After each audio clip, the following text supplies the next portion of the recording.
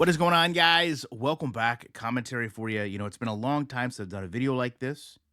It's a video that I really could have done any part of the last few years, but it's a very important video because to me it shows how incompetent EA Sports is at making a game, listening to the community, correcting its game, and keeping the objective for what they're trying to do in line.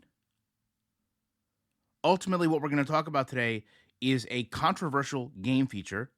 We're going to go back and look at how it was implemented, how the community responded when it was implemented, and then how today it is, quite frankly, a game breaking glitch. So I'm going to read you some excerpts here. This is back from Madden 21 that talks about some of the issues that gamers had with Madden at the time and how this was going to move in a step to correct it. Okay, so speed and agility were all that mattered because as a user, you could just zip around and get to spots with ease. Now with the beta, and this is referring to the Madden 21 beta, the opposite is happening to some degree, and some are freaking out. I would say have patience. The skill gap between good users and bad users needs to widen, and you shouldn't be able to make every play if you did not set yourself up to succeed to some degree before the snap.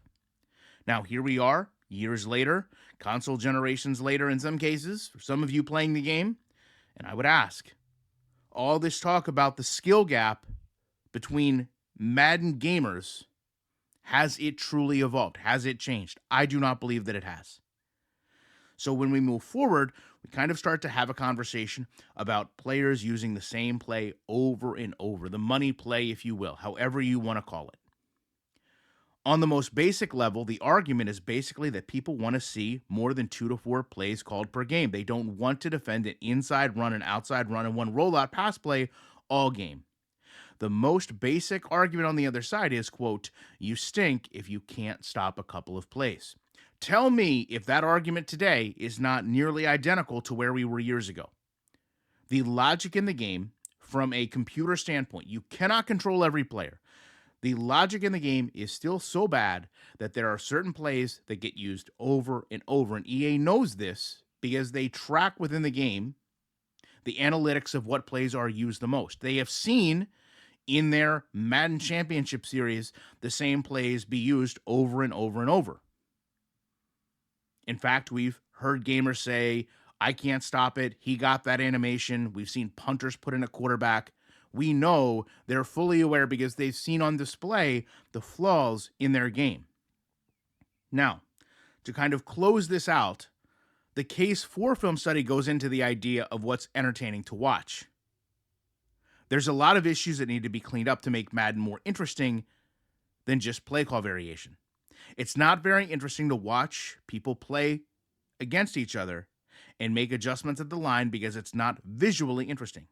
And it's barely tactically worth discussing a lot of the time, especially when quick snapping starts ramping up. So basically, that surmises the competitive side of Madden was also struggling because of all these plays, but they knew that the finite details that what really makes an NFL game flow, like line splits and gaps, those, while in the game, weren't having this overwhelming presence from a logic standpoint for X's and O's. However, before I move into what this came down to, I want to go back to where I was at the time, because I was certainly talking about this conversation, and I actually put up a post. This is 4 years ago. And this was a rant from a fellow community member that said, I believe I'm one of the best defensive players in the game. The way I adjust after coming out of the huddle is fast and basically as if I was in a film study session. That is because I love the game of football. So I see it differently when played as a video game. This is very much what I was doing with my channel at the time, and reality still try to very much do today. The reason I adjust so well is, like I said, because of the film study. Most players go to YouTube or Twitch, find the top guys, think they're good, and learn the one-play beaters, defensive plays that can't be beat. He goes on to say, now, if those are the so-called top 5 to 10% big streamers, it's not going to be affected till they meet the top 25 to 30 real players, because essentially they can already adjust as a gamer to what they've seen. He goes on to say that this film study is going to make streams better, more competitive, and how it's a great thing in the Madden world. I would again fast forward and say, do we see that now 4 years later? This is what they were trying to do with film study. Now, my response to this was go grab one of my playbooks, my NFL playbooks, and show some play art and talk about how Madden lacked some of these fundamental concepts for the players to have. Not just you as a user, but more importantly, the actual game AI. Now, at the time, the first person really that responded to this was Indianapolis Colts receiver Derrick Rogers. And he noted that one of the coach's notes in my playbook was MOSR, must outside release. And he commented that they never do it on two-man concepts with the slot breaking out. It's an automatic rule. This is a NFL wide receiver explaining to EA Sports and the entire community what is broken in their game that they are trying to mask with a gimmick. They've still yet to fix this. When I talk about incompetence in game develop, this is what I'm speaking of.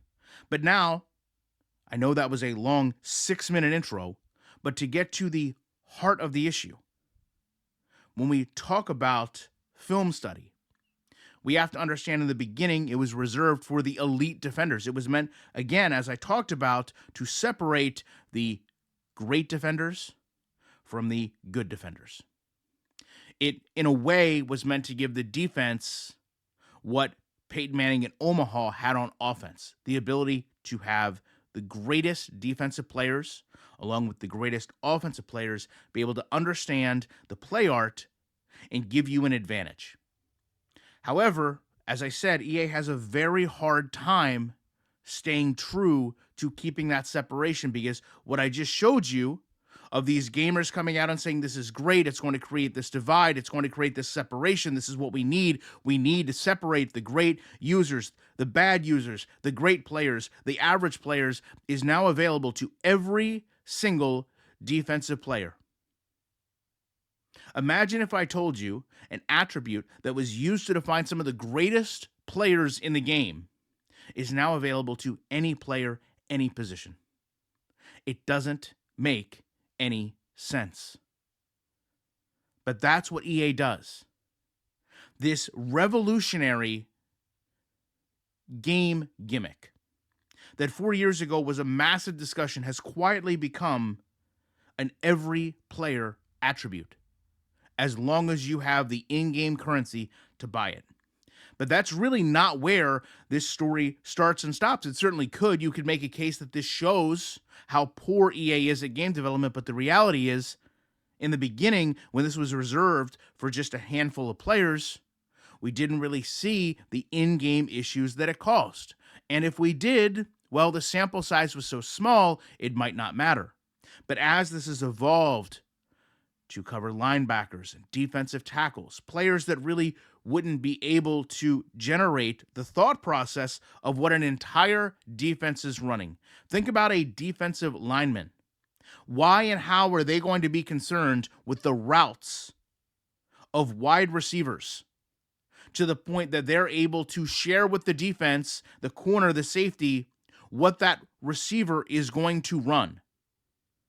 Imagine, if you will, since we're going to talk about elite defenders, and as an Indianapolis Colts fan, I've seen some elite defenders. If Dwight Freeney ran back to, let's say, Bob Sanders and said, hey, just so you know, your receiver on that side of the field is going to run this route. The receivers on the opposite side are going to run that route. Don't worry, I've done film study. Doesn't make any sense. The same way Bob Sanders wouldn't run down, tap Dwight Freeney on the shoulder and say, hey, don't do your spin move this time. It's not going to work. I've done my film study. But what we have learned is, as film study has run rampant through all of the defensive players, well, the game has started to desync. Now, people started to come to EA with these concerns as it happened, but again, you cannot fault EA. Trust me, I'm understanding what I'm saying. You cannot fault EA if you just have one or two players in the game causing an issue. You can't create widespread panic. But now, for the last 2 years, you've had players continually telling them, listen, there's a real problem here, to the point that people are going out into competitive games online. They are using film study on all of their players, and they're just tapping the trigger to hope that it activates so they can get a desync error and not worry about their loss. If we go all the way back to the beginning, what was this meant to do? Right? When they were selling it to us, and the Madden gamers that champion everything EA does come out and say, you don't understand, this is great, it's going to create more competitive environments. Well, here we are 4 years later, it's doing the exact opposite. It's creating an environment where you don't have to be competitive, because all you have to do is exploit this feature to remove yourself from a game in which you're losing, which is nowhere near, in fact, you could say the complete opposite of the point EA wanted. I'm going to leave you with those thoughts. I would love to know how you guys feel about this in the comment section, if you've experienced this yourself. And I do just want to highlight this play here, because this play to me also surmises a lot of the problems EA has. You know, for a long time, EA came out and they were talking to us about celebrations, right? How important celebrations were to the game. Pick your own celebration, all these things. And I said at the time, and I'll still say today, all these are just random animations that play out, right? It's just a random animation. Doesn't create emotion in the game. It's just an animation. And a lot of times we've learned with animations, they trigger at the wrong time, or we see animations we shouldn't. And in this case, we quite literally got to see a defensive player celebrate. A defensive player celebrate being trucked and giving up a touchdown. Because this game, quite frankly, has so many things going on that it has no idea how to simply play a game of football with logic and sense. Love to know your guys' thoughts on this. Appreciate you watching it. You know, when in 5 years, we go from not being sure as a community whether we like or don't like a game option, when EA sells us something that's going to be revolutionary, to knowing that it's absolutely revolutionary to the point that it's breaking the game every single day. There is no way that I cannot be back in the week with more commentary.